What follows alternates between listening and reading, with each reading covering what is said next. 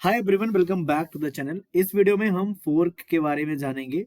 Fork जो होता है एक बहुत ही इंपॉर्टेंट सिस्टम कॉल का एक फंक्शन होता है ऑपरेटिंग सिस्टम में, और इससे गेट में जो क्वेश्चन है एक या दो नंबर का क्वेश्चन आ सकता है, एक या दो क्वेश्चन, एक क्वेश्चन आ सकता है और बहुत ही इजी होता है इसका question.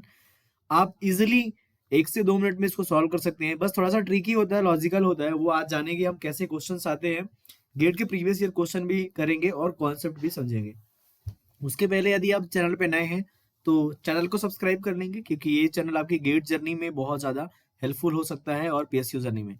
So fork is an operation whereby a process create a copy of itself. Simple चीज़ है, अगर डेफिनेशन समझ में नहीं आई तो समझते हैं एक चीज़ को। ठीक है, तो जैसे कोई भी आप एक प्रोग्राम ले लो, जैसे मैंने एक बेसिक प्रोग्राम लिखा, सपोज दैट कि इंट मैन। ठीक है, एग्जाम्पल से समझते हैं। और यहाँ पे मैंने लिखा प्रिंट ऑफ हाई। सिंपल, मैंने एक प्रोग्राम लिखा प्रिंट एफ हाई का। ओके, और जब ये प्रोग्राम रन हो रहा था तो स्टार्टिंग में एक बेसिक प्रोसेस पी होगी जो इस प्रोग्राम को रन कर रही होगी। तो कोई भी प्रोग्राम जब रन होता है तो उसको हम बोलते हैं प्रोसेस। अगर आपने ऑपरेटिंग सिस्टम में पढ़ा है तो program in executing state is called process. ठीक है, जब प्रोग्राम एग्जीक्यूशन में होता है उसी को बोलते हैं हम प्रोसेस। तो एक प्रोसेस होगी जो ये रन कर रही होगी, बट सपोज दैट, तो इसका आंसर क्या आ जाएगा? हाई आ जाएगा। ठीक है, सिंपल। अगर ये प्रोग्राम रन होगा तो यहाँ पे अगर मान लो रिटर्न 0 लिखा है, कोई भी सिंटैक्स एरर नहीं है तो okay. Now if I will write fork here, suppose that there is a fork. Okay, so what is the fork doing? So according to that definition, fork is an operation whereby process creates a copy of itself.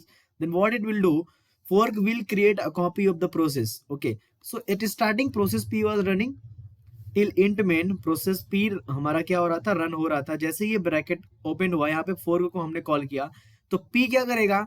खुद तो run होगा ही, एक अपना child बना देगा c1।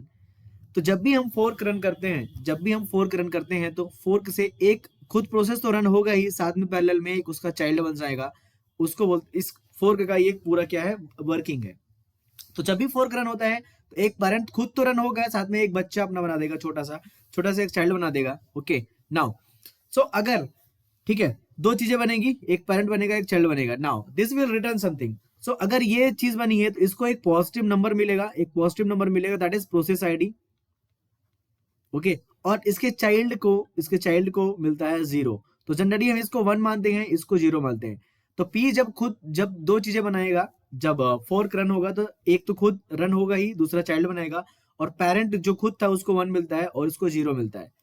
अगर कभी भी वैल्यू निगेटिव रिटर्न होती है, इसका मतलब फोर्क काम नहीं किया है। Okay, so 3 values can be return, positive, negative and 0। सो इसका मतलब होगा कि fork unsuccessful.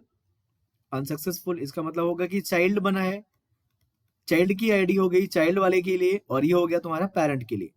So what you have to remember that कि when we are executing fork, suppose that fork at any point, at that point if p process is running, then p will create p itself and c1 itself. So whenever we are running the fork function, two things are created that will run itself, because p हम पहले run कर रहे थे तो p run होगा, then c1 will be created, so एक child भी बनाया जाएगा उस प्रोसेस के थ्रू। So that is very thing, important thing. Okay, so जब भी फोर्क रन हो आपको क्या करना है? आपको मानना है कि स्टार्टिंग में एक प्रोसेस p थी जो रन हो रही थी। Now again one process is p, again another is c1, and p will get 1 and c1 will get 0. That's it, that is the working of the fork. Then you will be able to solve all the numerical question. Okay, so actually fork is a system call of the operating system that we have to not go in depth. We have to just solve the numerical, because in the gate examination they will ask only numerical question. Okay, so fork is a system call, you have to remember that also. Now let's see question number 1. So we have a header files. Okay, has include unstate whatever header files are. Okay, we don't care about that. Now int main. Okay, now so starting में हम मानते हैं कि हमारा एक process था p जो run कर रहा था इस कोड को, यहां तक रन किया। Now we are calling the fork. Now p खुद तो रन होगा ही, एक प्रोसेस क्या बना देगा? c1 बना देगा, और इसको क्या मिलेगा? 1 मिलेगा वैल्यू, इसको मिलेगा 0। नाउ p तो ये कोड पूरा रन कर ही रहा था, अब c1 भी ये पूरा कोड क्या करेगा? रन करेगा। Very simple thing. Now so अगर हम p के अकॉर्डिंग चलते हैं, p यहां तक आ चुका था। नाउ हम अगली लाइन क्या चलाएंगे? गेट 2025 प्रिंट कर देगा, तो ये प्रिंट करेगा तुम्हारा गेट 2025। और मैंने क्या बोला? चाइल्ड भी सेम कोड को रन करेगा फोर्क के बाद, तो चाइल्ड भी इस सारे कोड को क्या करेगा, रन करेगा और चाइल्ड भी प्रिंट कर देगा get 2025. Now what will be the output of that code, that will be get 2025 and get 2025 two times. Very simple thing. So जहां पे भी फोर्क रन होता है, जहां पे भी फोर्क रन होता है, दो चीजें क्रिएट होती हैं. एक तो प्रोसेस खुद बनेगा, मतलब है तो है, एक C1 बनेगा, चाइल्ड बनेगा, और चाइल्ड को 0 वैल्यू मिलता है और प्रोसेस को 1 वैल्यू मिलता है पॉजिटिव. हम देखेंगे अभी इसका यूज क्या है. तो ये क्वेश्चन था, इसका आउटपुट क्या होगा, GATE 2025 GATE 2025. Okay, so that is the answer of that particular question. Now let's move to the second question. Okay, a process executes the code. एक प्रोसेस है जो एग्जीक्यूट करता है कोड को, fork fork fork. Then total number of child process created is. तो कितनी child process बनेगी हमें बताना है. ओके, सो लेट्स सी कि हमारा कोड ये हमारा 3 कोड है, fork fork fork. Suppose that यहाँ पे हमारा P था. Now when I will execute this fork, तो हमें क्या मिलेगा, P से क्या मिलेगा, P तो बनेगा ही, एक चाइल्ड बनेगा C1. Very simple thing. When we are executing this line, fork, this wala fork, then two things are created, process itself and child C1. I am giving the name C1. Very simple thing. Now this line executed will execute this line, then this fork is executed by P and C1 both, then P will create P itself and another child C2. Very simple. जब हमने P को run किया again, क्योंकि ये fork line P भी run करेगा. Now तो P बना और एक चाइल्ड हमारा क्या बना, C2 बना. Very simple. ओके, नाउ इस फोर्क को C1 भी रन करेगा, क्योंकि अब C1 बन चुका था इस फोर्क के through. Now C1 will execute is itself C1 and another child C3. Very simple. C1 भी सेम काम करेगा, क्योंकि फोर्क से ही बना है, और यहाँ पे C1 भी सेम है. यहाँ पे देखो, इस लाइन पे P C1 के इक्विवेलेंट ही है एक तरह से. जो काम P करेगा वही काम C1 भी करेगा. Now this line has already executed. Now this again will executed by these all the things.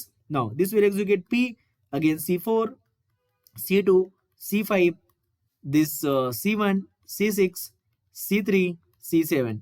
Then how many childs are created? Tell me how many childs are created.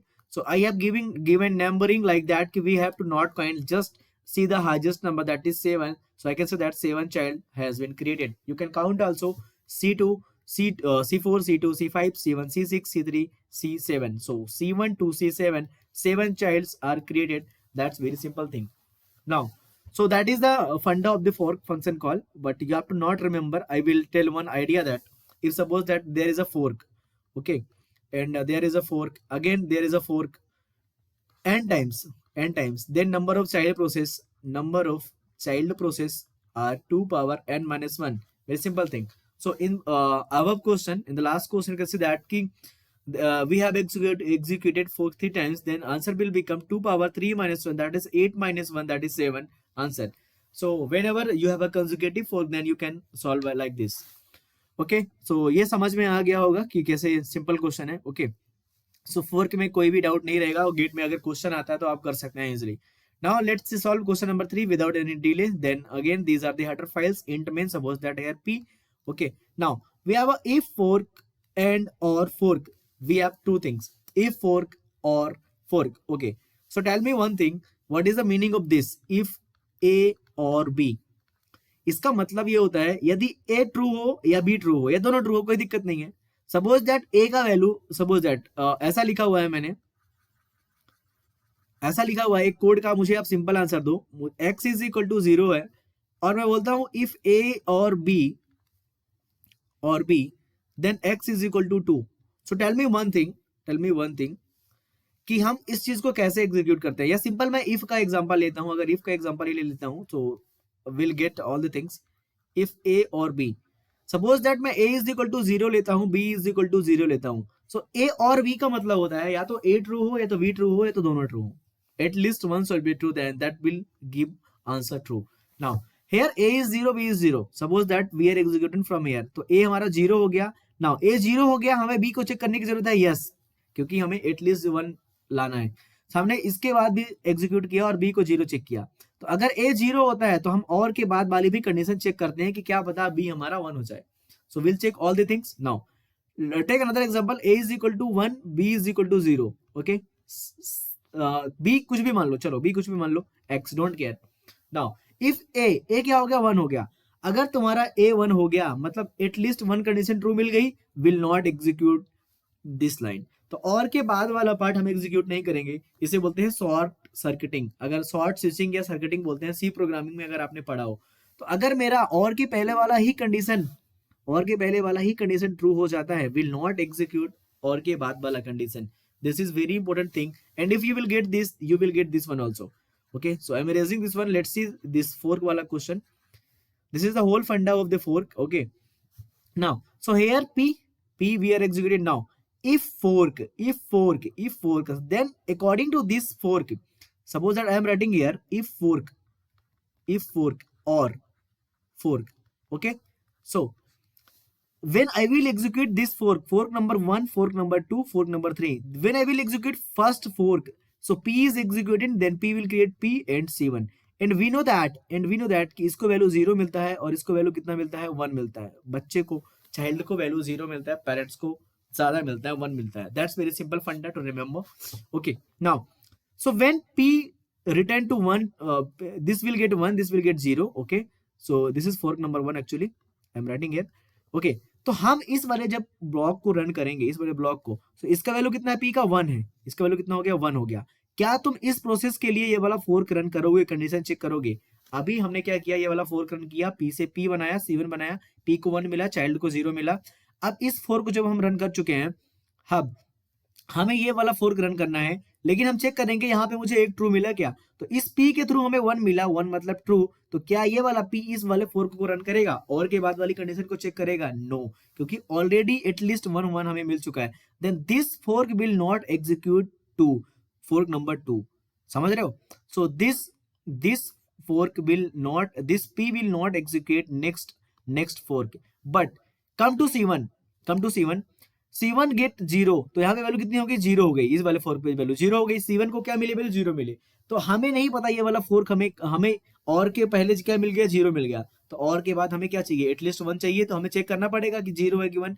Then c1 will execute fork number 2।